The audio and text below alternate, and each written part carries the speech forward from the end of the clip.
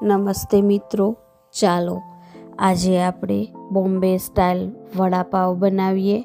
તેના માટે મેં બટેટા બાફી લીધા છે. ત્યારબાદ ચણાનો લોટ લઈ લીધેલો છે. તેમાં અજમો, મીઠું અને ગરમ તેલ નાખી અને સરસ એવું આપણું બેટર તૈયાર કરી લઈશું. હવે આપણા બટેટા પણ બફાઈ ગયા છે. ત્યાં સરસ એવું બેટર તૈયાર થઈ ગયું છે.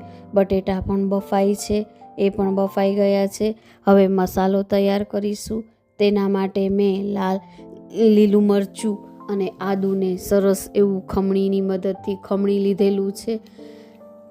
તમે ધારો તો મિક્સરમાં ગ્રાઇન્ડ પણ કરી શકો છો. હું આ જ રીતે ખમણીને કરું છું. સરસ એવું આપણું આદુ અને મરચાં ખમણાઈ ગયા છે.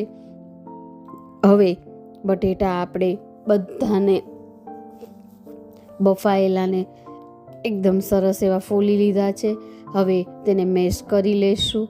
ત્યારબાદ તેનો મસાલો તૈયાર કરી લેશું. તેના માટે મેં એક પેનમાં તેલ મૂકેલું છે.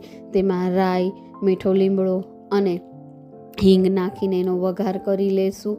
સરસ એવું ત્યારબાદ લીલું મરચું અને આદુને એડ કરી અને સરસ મસાલો સતળાય છે. આપણો મસાલો એકદમ સરસ એવો સતળાઈ જાય ત્યારબાદ તેમાં હળદર, મીઠું એડ કરી લેશું. ગરમ મસાલો અને આપણે થોડી એવી ગળાશ પણ એડ કરીશું. સરસ એવો આપણો મસાલો સતળાઈ જાય ત્યારબાદ આપણે તેમાં બટેટા મેશ કરેલા હતા તે એડ કરીશું. હવે એકદમ સરસ એવું બધા બટેટાનો મસાલો થઈ જાય એટલે આપણે એને એક થાળીમાં કાઢી લેશું. સરસ એવું તેમાં લીંબુ નીચવી દેશું. એકદમ સરસ એવો આપણો મસાલો બનીને તૈયાર થાય છે. લીંબુ એડ કર્યા બાદ તેમાં પૂરતી ધાણાભાજી એડ કરીશું.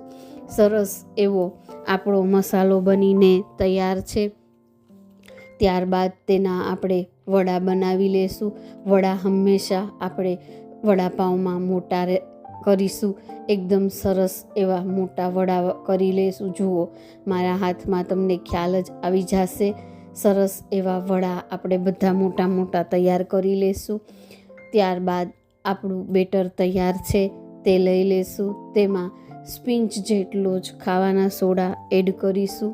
સરસ એવા આપણા બેટરને માં થોડું એવું પાણી એડ કરી અને સરસ એવું એને ફ્લફી બેટર તૈયાર કરી લઈશું. આપણું બેટર એકદમ સરસ એવું તૈયાર છે.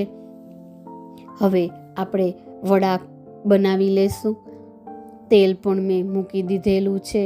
સરસ એવું આપણા વડાપાઉંના વડા બનીને તૈયાર થાય છે. એકદમ સરસ એવા ક્રિસ્પી વડા આપણે તૈયાર કરી લઈશું. જો વિડીયો ગમે તો લાઈક, શેર એન્ડ સબસ્ક્રાઈબ જરૂરથી કરજો.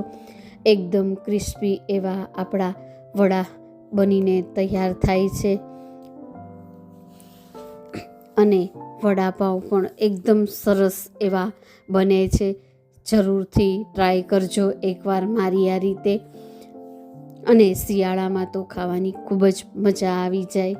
સરસ એવા આપણા વડા બનીને તૈયાર છે. હવે ચટણી માટે મેં થોડી એવી મમરી કરીને તૈયાર કરી લીધેલી છે. અને વડાપાઉં હોય એટલે મરચી તો હોય જ. સરસ એવી મરચી પણ આપણી તળાઈ ગઈ છે. હવે તેની ચટણી બનાવી લેશું. સૂકી ચટણીમાં બનાવવા માટે મમરીની અંદર મેં લસણ અને લાલ મરચું પાવડર એડ કર્યો છે. સરસ એવી આ ચટણી પણ બનીને આપણી તૈયાર છે. આ કોરી ચટણી ખરેખર વડાપાઉંની તો જાન છે. આપણે તેને પાઉંની અંદર કાપા પાડીને એ ચટણી એડ કરીશું. ત્યારબાદ વડું મૂકીશું અને તેને તેલમાં સાતળી લેશું. સરસ એવા રોસ્ટ કરી અને ત્યારબાદ જ આપણે તેને સરસ એવા વડાપાઉં બનીને આપણા તૈયાર છે. એકદમ સરસ એવી ખાવાની મજા પડી જાય એવા બોમ્બે સ્ટાઇલ વડાપાઉં આપણા બનીને તૈયાર છે. અમારા રાજકોટમાં તો પટ્ટી મરચાંના ભજીયાની સાથે જ સર્વ કરવામાં આવે છે, એટલા માટે મેં થોડાક એ પણ બનાવ્યા છે. પણ જે બોમ્બે સ્ટાઇલ વડાપાઉં છે તેની મરચી પણ આપણે રાખી છે. એકદમ સરસ એવા આપણા વડાપાઉં બનીને તૈયાર છે. જોતાં જ મોઢામાં પાણી આવી જાય એવા સરસ એવા બનીને તૈયાર થયા